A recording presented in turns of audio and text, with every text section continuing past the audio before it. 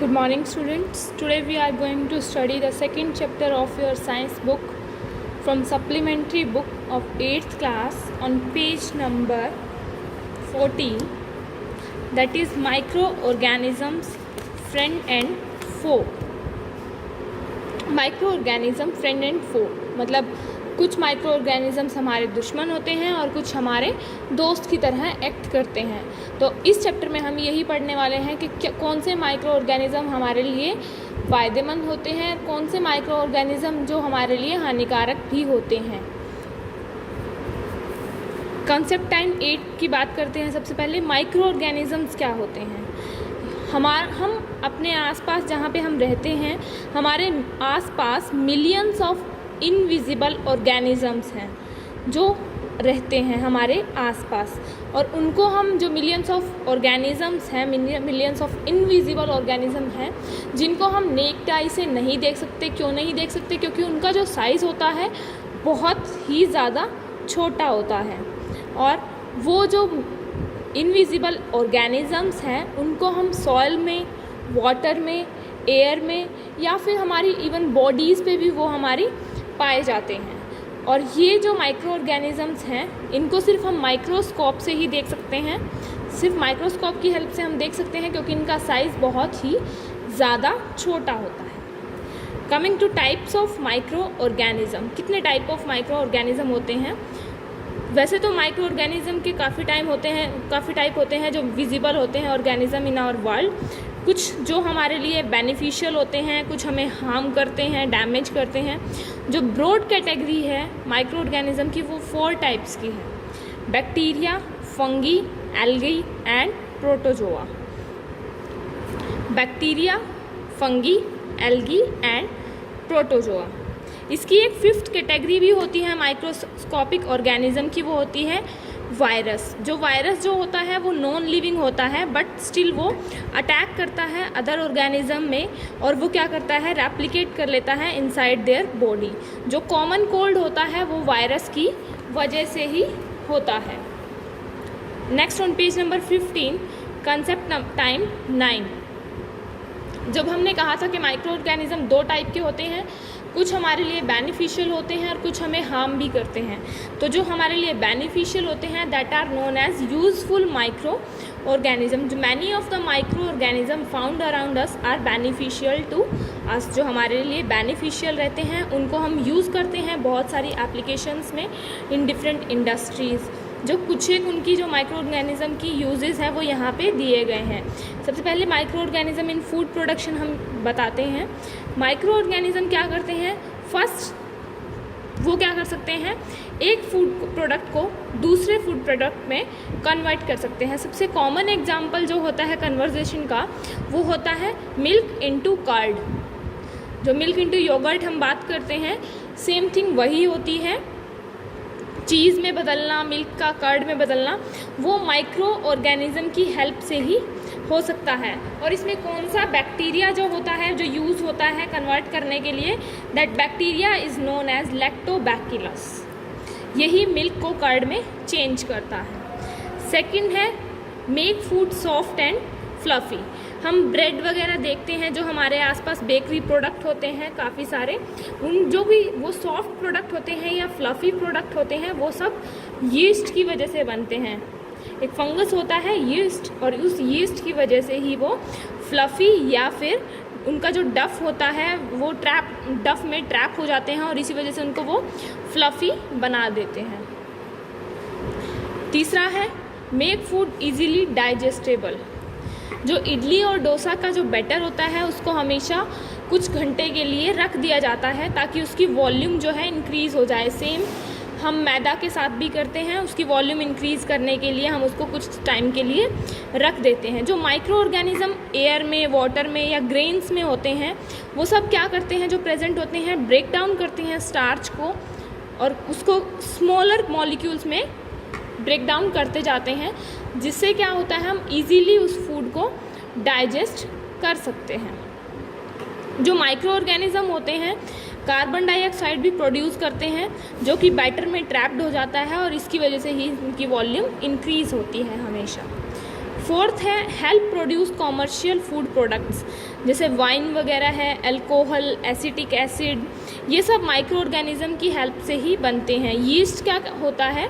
Yeast एक ऐसा पदार्थ होता है जो ग्रेप्स के अंदर जितनी शुगर पाई जाती है उसको फर्मेंट कर देता है। फर्मेंट करना क्या होता है? देखो, शुगर को अल्कोहल में चेंज करना, ये पूरा प्रोसेस ही फर्मेंटेशन के नाम से जाना जाता है। तो जो ग्रेप्स के अंदर शुगर है उसको अल्कोहल में चेंज करता है यीस्ट। तो ये क्या होता है? हमारे कॉमर्शियल फूड प्रोडक्ट बनाने में भी काम आता है। Now coming to page number 16,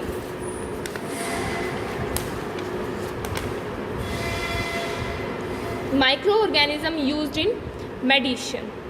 medicine में कौन कौन से माइक्रो ऑर्गेनिज्म यूज़ होते हैं? देखिए, एंटीबायोटिक्स, एंटी मतलब होता है अगेंस्ट और बायोटिक होता है लिविंग ऑर्गेनिज्म।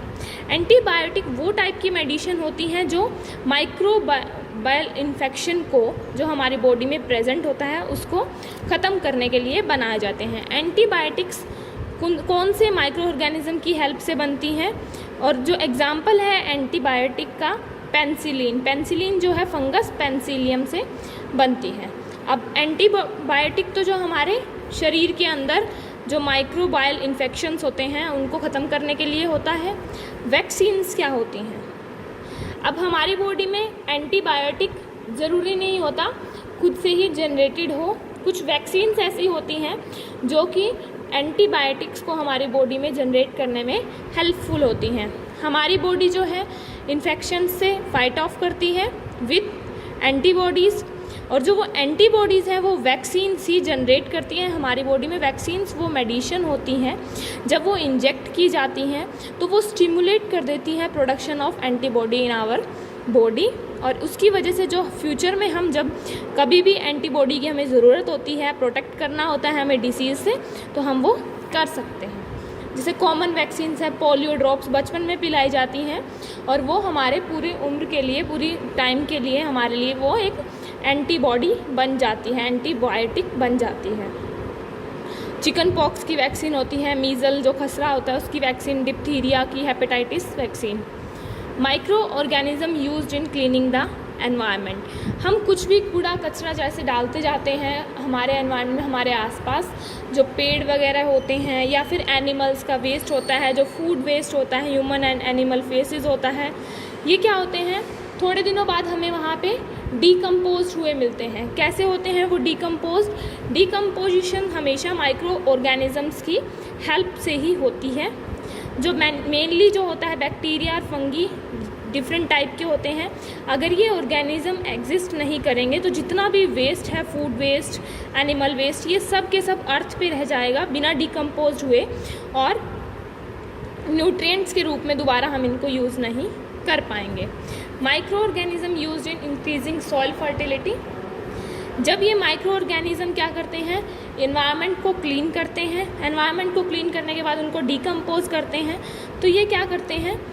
जब डिकम्पोज करते हैं, डिकम्पोज करने के बाद उसको सॉइल में मिला देते हैं, जिससे क्या होता है? हमारी सॉइल की फर्टिलिटी बढ़ती जाती है। नाइट्रोजन जो होता है प्लांट ग्रोथ के लिए बहुत ज़रूरी होता है, वो रूट से मिलता है। और जो ये माइक्रो ऑर्गेनिज्म होते हैं वो डिकम्पोज करने के बाद सॉइल में नाइट्रोजन की लेवल को हमेशा सही रखते हैं, वरना तो नाइट्रोजन का लेवल, अगर प्लांट्स अपने ग्रोथ के लिए नाइट्रोजन का यूज़ कर रहे हैं तो नाइट्रोजन सॉइल में से कम होती जाएगी और थोड़े दिनों बाद नाइट्रोजन बिल्कुल कम लेवल पे आ जाएगी। तो ये माइक्रो ऑर्गेनिज्म नाइट्रोजन के लेवल को हमेशा सही रखते हैं डिकम्पोजिशन के द्वारा। ऑन पेज नंबर 17 आपका नाइट्रोजन साइकिल है। नाइट्रोजन साइकिल क्या होता है? अब हमें पता है, हमने पढ़ चुके हैं कि माइक्रो ऑर्गेनिज्म जो होते हैं फर्टिलिटी को इम्प्रूव करते हैं नाइट्रोजन को फिक्स करके। दो टाइप के नाइट्रोजन होते हैं, एटमॉस्फेरिक नाइट्रोजन जो एक गैस होती है, और कंपाउंड्स ऑफ नाइट्रोजन जो सॉइल के अंदर मिलती है। जो हम जैसे यूरिया वगैरह डालते हैं वो नाइट्रोजन सॉइल के अंदर डालने के लिए ही हम यूरिया डालते हैं। जो कन्वर्जन होती है एटमॉस्फेरिक नाइट्रोजन की नाइट्रोजन कंपाउंड में, उसी को नाइट्रोजन फिक्सेशन बोलते हैं। और जो एटमॉस्फेरिक नाइट्रोजन होती है वो फिक्स्ड होती है सॉइल में। जो बैलेंस ऑफ नाइट्रोजन एयर में हमेशा सेम रहता है, क्योंकि दोनों में वो फिक्स होती रहती है तो दोनों का बैलेंस हमेशा सेम रहता है। ये क्यों होता है सेम? नाइट्रोजन साइकिल की वजह से। नाइट्रोजन साइकिल की वजह से ही हमेशा ये सेम हो पाता है। देखिए compounds of nitrogen in soil है, वो क्या होता है, रूट्स जो होती हैं प्लांट्स की वो उनको ले लेते हैं, अपटेक बाय प्लांट्स होता है। फिर क्या होता है, डेथ ऑफ प्लांट, जो ये नाइट्रोजन था वो प्लांट के साथ साथ एनिमल्स भी लेते हैं। जब इन दोनों की डेथ हो जाती है, death of plants and animal, तो वो किस में चेंज हो जाती है, एटमॉस्फेरिक नाइट्रोजन में। बैक्टीरिया भी नाइट्रोजन को लेते हैं, तो बैक्टीरिया के बाद उनका एटमॉस्फेरिक नाइट्रोजन में वो चली जाती है। जब वो एटमॉस्फेरिक नाइट्रोजन में चेंज हुई तो जब लाइटनिंग का प्रोसेस होता है तो वो वापस आती है ज़मीन के अंदर, सॉइल के अंदर वापस आ जाती है। जो पेड़ पौधे हैं वो दोबारा नाइट्रोजन फिक्सिंग बैक्टीरिया फिर से सॉइल के अंदर आ जाती है, तो वो फिक्स हो जाती है पूरा की पूरी नाइट्रोजन, और इसी को हम नाइट्रोजन साइकिल के नाम से जानते हैं। Page number 18, concept time 11, harmful micro organism. हम पढ़ चुके हैं कुछ माइक्रो ऑर्गेनिज्म हमारे लिए बेनिफिशियल होते हैं, बट कुछ माइक्रो ऑर्गेनिज्म क्या होते हैं, हमारे लिए हार्मफुल भी होते हैं। हार्मफुल कैसे होते हैं, हमारे लिए जो माइक्रो ऑर्गेनिज्म हैं, कुछ ह्यूमंस हैं कॉन्ट्रैक्ट करते हैं डिसीज़ को एयर के थ्रू, वाटर के थ्रू, फूड के थ्रू या फिर फिजिकल कांटेक्ट के थ्रू। तो जो ये कुछ डिसीज़ फैला देते हैं, जो ये माइक्रो ऑर्गेनिज्म होते हैं ये कुछ डिसीज़ को फैला देते हैं। जैसे एयर के थ्रू फैलता है टीबी, ट्यूबरक्लोसिस, मीज़ल्स, ये सारे के सारे एयर के थ्रू फैलते हैं। इनसे बचने के लिए पेशेंट को आइसोलेट करना पड़ता है, दूसरों से अलग रखना पड़ता है ताकि हवा, सांस वगैरह के द्वारा वो ना फैले। थ्रू वाटर, जो कॉलेरा और टाइफॉइड होता है ये सब बैक्टीरिया होता है, जो गंदा पानी होता है कंटैमिनेटेड प्रदूषित पानी, उसके द्वारा ये फैलता है। थ्रू कांटेक्ट, जैसे चिकन पॉक्स वगैरह है, ये सब अगर इन्फेक्टेड पर्सन किसी को हाथ लगा दे या किसी को कांटेक्ट करता है तो ये ऐसे ही आगे फैलता जाता है। थ्रू फूड, बहुत सारे माइक्रोबियल डिसीज़ होते हैं वो वाटर के साथ साथ इन्फेक्टेड फूड के साथ भी फैलते हैं। जब फूड को हम काफ़ी देर के लिए बाहर रख दें या काफ़ी टाइम के लिए बाहर रख दें तो माइक्रो ऑर्गेनिज्म उसमें उग सकते हैं, ग्रो हो जाते हैं, और ये इन्फेक्टेड फूड अगर खाया जाए तो फूड पॉइजनिंग हमें हो सकती है। In plants and animals, plants और एनिमल्स भी इन्फेक्ट होते हैं डिसीज़ कॉजिंग माइक्रो ऑर्गेनिज्म से। इनसे बचाने के लिए जो इन्फेक्टेड प्लांट और एनिमल हैं उनको सेपरेट करना चाहिए हमेशा हेल्दी वन से।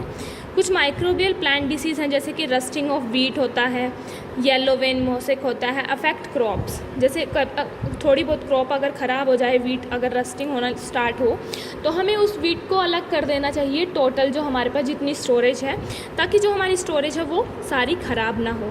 एनिमल्स में भी कुछ फुट एंड माउथ डिसीज़ होता है, कैटल में ये हमेशा बहुत जल्दी फैल जाता है और इसकी वजह से उनकी डेथ भी हो सकती है। आगे, there are many micro organism that live inside our body, बहुत सारे माइक्रो ऑर्गेनिज्म होते हैं जो हमारी बॉडी के अंदर रहते हैं और हमारे लिए बेनिफिशियल होते हैं। जो फुल एरे होता है माइक्रोब्स का, जो या तो ह्यूमंस के ऊपर या ह्यूमंस के अंदर रहें, उनको पुट टुगेदर अगर हम करते हैं, एक साथ रखते हैं, तो that are known as human microbiome. On page number 19 हम क्या पढ़ेंगे, फूड प्रिजर्वेशन। फूड प्रिजर्वेशन क्या होता है, जो फूड हम काफ़ी दिनों के लिए प्रिजर्व करके रख लेते हैं और उसको हार्मफुल डिसीज़ से बचाने के लिए, जैसे फूड पॉइजनिंग वगैरह हो जाती है, नहीं तो फूड के अंदर बहुत जल्दी फूड पॉइजनिंग हो जाती है अगर हम उसको ऐसे ही रख दे तो हमें अगर कोई फूड प्रिजर्व भी करना है और फूड पॉइजनिंग से भी बचाना है तो हम फूड प्रिजर्वेशन के मेथड्स अपनाते हैं। जो फूड प्रिजर्वेशन के मेथड्स होते हैं, केमिकल मेथड होता है एडिंग शुगर और सॉल्ट, एडिंग ऑयल और विनेगर। केमिकल मेथड्स में क्या आते हैं, जो सब्सटेंस जैसे बाहर से हम मार्केट से ख़रीदते हैं, स्टोर बॉट फूड होते हैं, वो सब केमिकल मेथड से ही प्रिजर्व किए जाते हैं, जैसे कि जैम या फिर सॉसेस होती हैं, उनको हम काफ़ी दिनों के लिए रख सकते हैं और वो ख़राब नहीं होती क्योंकि वो केमिकल मेथड से प्रिजर्व होती हैं। जो फ़िश होती है या फिर जो मैंगो पिकल होता है, ड्राइड मैंगो होता है, उसको हम क्या करते हैं, शुगर या फिर सॉल्ट उस पर छिड़क के उसको ड्राई करके और हम आराम से उसको प्रिजर्व कर सकते हैं। बाद में हम उसको कुक भी कर सकते हैं, जैसे जैम्स, रिलेसेस, ये सारी क्या होता है, एडिंग शुगर और सॉल्ट। एडिंग ऑयल और विनेगर, जो पिकल्स होते हैं वो बहुत सारा उनके अंदर ऑयल भरा होता है, क्यों होता है, ताकि वो ऑक्सीजन से कांटेक्ट ना कर सकें, ऑक्सीडेशन ना कर सकें, इसी वजह से उनमें ऑयल और विनेगर डाल दिया जाता है जिससे कि वो लॉन्ग पीरियड तक हम उनको खा सकते हैं। जो एडिशन होता है विनेगर का, उसका सिमिलर इफ़ेक्ट होता है माइक्रो ऑर्गेनिज्म पे, और वो ग्रो नहीं कर पाते एसिडिक एनवायरनमेंट में। कुछ टेम्परेचर ट्रीटमेंट भी होता है, जैसे हीटिंग या फिर कूलिंग फूड आइटम। ये क्या होता है, स्पॉयलेज से फूड को बचा लेता है। फॉर एग्जांपल, हम हमेशा दूध को लाने के बाद हमें उसे बॉयल करना पड़ता है स्टोर करने से पहले। जो बॉयलिंग प्रोसेस होता है वो क्या करता है, माइक्रो ऑर्गेनिज्म जो इसके अंदर प्रेजेंट होते हैं उन सबको मार देता है। सिमिलरली जो हम फूड स्टोर करते हैं रेफ्रिजरेटर में, उसको कूल टेम्परेचर में स्टोर करते हैं ताकि वो बहुत लंबे टाइम तक ख़राब ना हो। कुछ फूड आइटम को हम एयर टाइट कंटेनर में रख देते हैं ताकि उनको हम लंबे समय तक खा सकें और वो रिएक्ट ना करें हवा के साथ। केमिकल प्रिजर्वेटिव जो होते हैं हमारे हेल्प करते हैं फूड को स्टोर करने में लॉन्ग पीरियड के लिए। Now on page number 20 here are some keywords। Fermentation हमने पढ़ा था, वो प्रोसेस जिसमें माइक्रो ऑर्गेनिज्म शुगर को अल्कोहल में बदल देते हैं, that is known as fermentation.